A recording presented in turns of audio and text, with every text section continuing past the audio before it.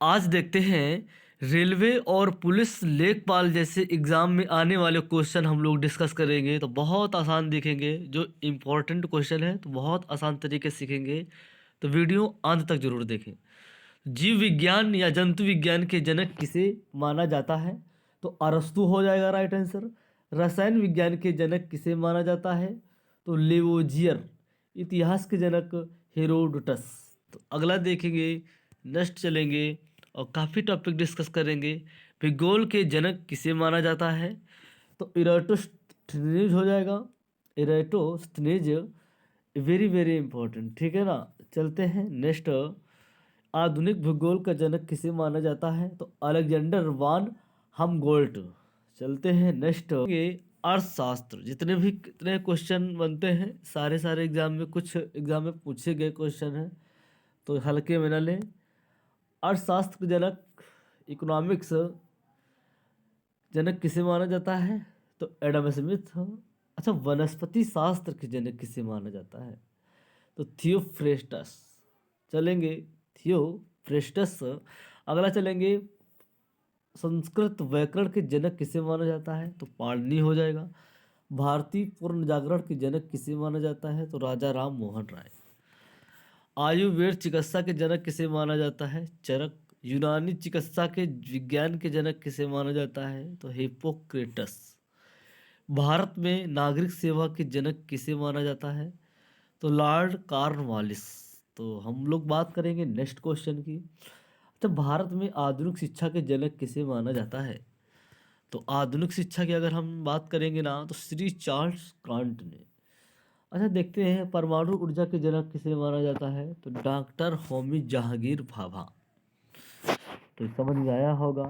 भारत में आधुनिक चित्रकला के जनक किसे माना जाता है? तो नंदलाल बोस। चलेंगे नेक्स्ट। पार्लियामेंट की जननी किसे जनक माना जाता है? तो ब्रिटेन के। चलेंगे नेक्स्ट के। आधुनिक लोकतंत्र की जननी के जनक किसे माना जाता है? तो संयुक्त राज्य अमेरिका। अच्छा, श्वेत क्रांति जानते होंगे, इनके जनक कौन है? तो डॉक्टर वर्गीज कुरियन हो जाएगा। ठीक है, डॉक्टर वर्गीज कुरियन हो जाएगा। अच्छा, आधुनिक ओलंपिक के खेल जनक बताते हैं किसको? तो पियर डी कुबार्टिन। ठीक है ना, तो जरूर याद रखें। और जैसे कि बताया हमने, रूसी क्रांति के जनक निकोलाई लेनिन हो जाएगा। गजल के जनक तो मिर्जा गालिब हो जाएगा। चलते हैं, आधुनिक उदारवाद के जनक बताना है, जॉन लॉक हो जाएगा। चलेंगे नेक्स्ट। अब देखते हैं प्रमुख देशों के सर्वोच्च सम्मान किसको किसको मिला, तो देखते हैं क्या है। देखिए, अमेरिका का सर्वोच्च सम्मान क्या है, मतलब ये देखना है कि कौन से देशों का सम्मान क्या है। जैसे भारत का सर्वोच्च सम्मान क्या होता है? एक रत्न होता है ना, भारत रत्न। तो उसी प्रकार देखेंगे। फिर इसके बाद हम लोग देखेंगे किसको क्या मिला, तो लास्ट में ही देखते हैं। अगर समय मिलता है तो वो डिस्कस करेंगे। पहले देश के बारे में जान लेते हैं। अच्छा, अमेरिका का सर्वोच्च सम्मान क्या है? तो प्रेसिडेंशियल मेडल ऑफ फ्रीडम, ये अमेरिका का है। भारत की बात करेंगे तो भारत को सभी लोग जानते हैं कि रत्न मिलता है, भारत रत्न ना। और चलेंगे, और परमवीर चक्र ऐसे मिलते हैं, तो वो अपने यहाँ का रत्न सम्मान के रूप में दिया जाता है अपने देशों में, भारत देशों में। और पाकिस्तान देश में सर्व सम्मान क्या है? तो निशान ए पाकिस्तान, ये इस प्रकार के सम्मान है। जर्मनी का सर्वोच्च सम्मान क्या है? तो पोरली मेरिट आयरन। अच्छा, यूनाइटेड किंगडम का सर्वोच्च सम्मान क्या है? तो मेंबर ऑफ ब्रिटिश अम्पायर।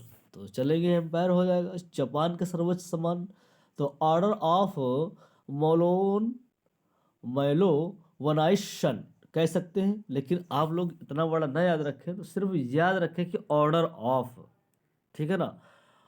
मौलो वनाइसन अगर ना याद रहे तो सिर्फ ऑर्डर ऑफ केवल याद रखें, ठीक है ना।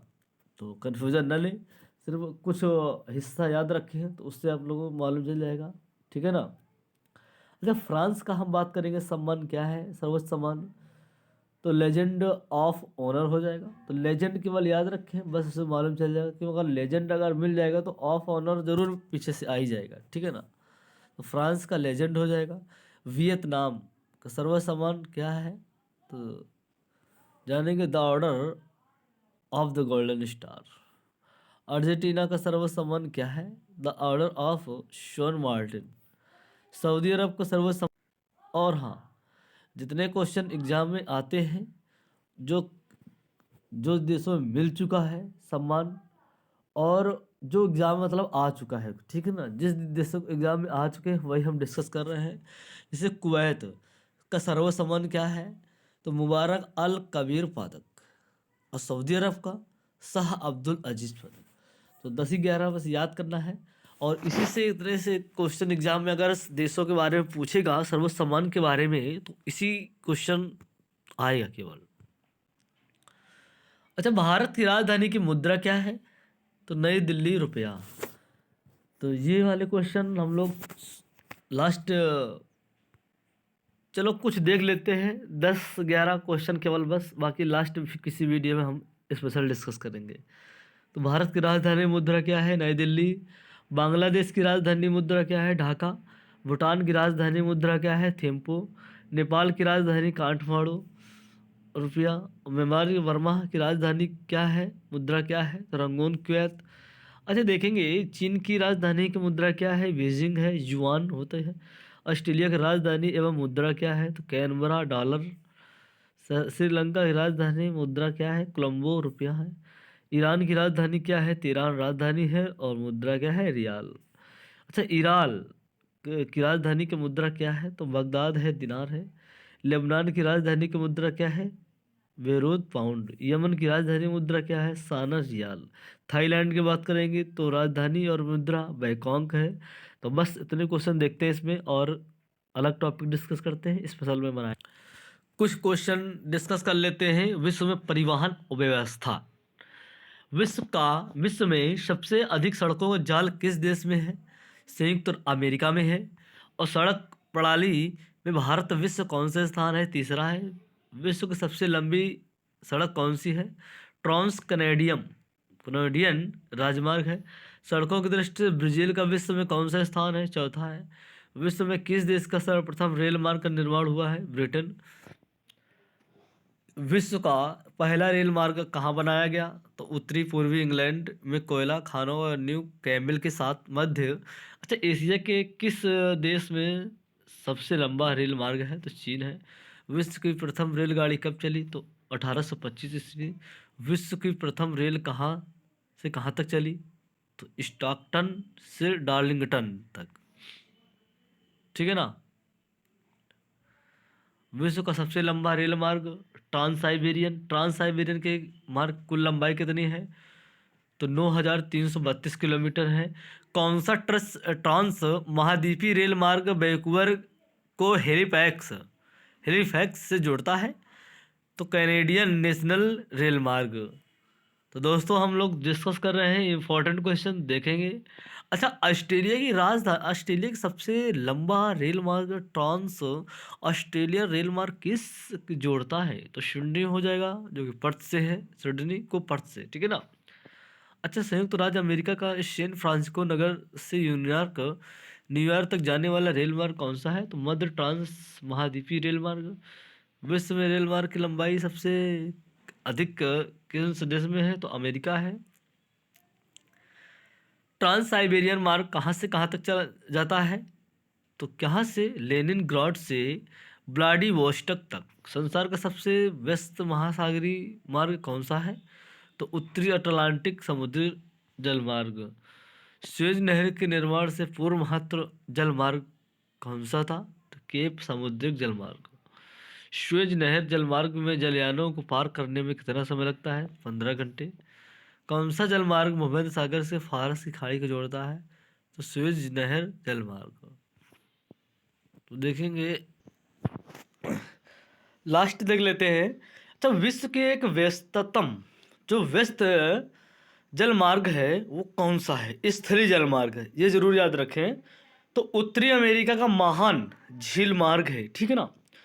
अच्छा, पनामा नहर जलमार्ग व्यापार की दृष्टि से सुएज नहर जलमार्ग की तुलना में कम महत्वपूर्ण क्यों है, घने आबादों देश से। इसका आंसर क्या हो जाएगा, देखिए समझना। घने आबाद देशों के व्यापार पनामा नहर से जलमार्ग से नहीं होता, इसलिए घना है, ठीक है ना। अच्छा, किस महाद्वीप में आंतरिक जलमार्ग का सबसे विकास हुआ है? तो यूरोप महाद्वीप। तो आंतरिक जल यातायात महत्वपूर्ण नदी कौन सी है? तो राइन है। और इम्पोर्टेंट क्या है देखें, विश्व की सबसे बड़ी पोतवाहक नहर कौन सी है? तो श्वेत नहर, ठीक है ना, श्वेत नहर हो जाएगा।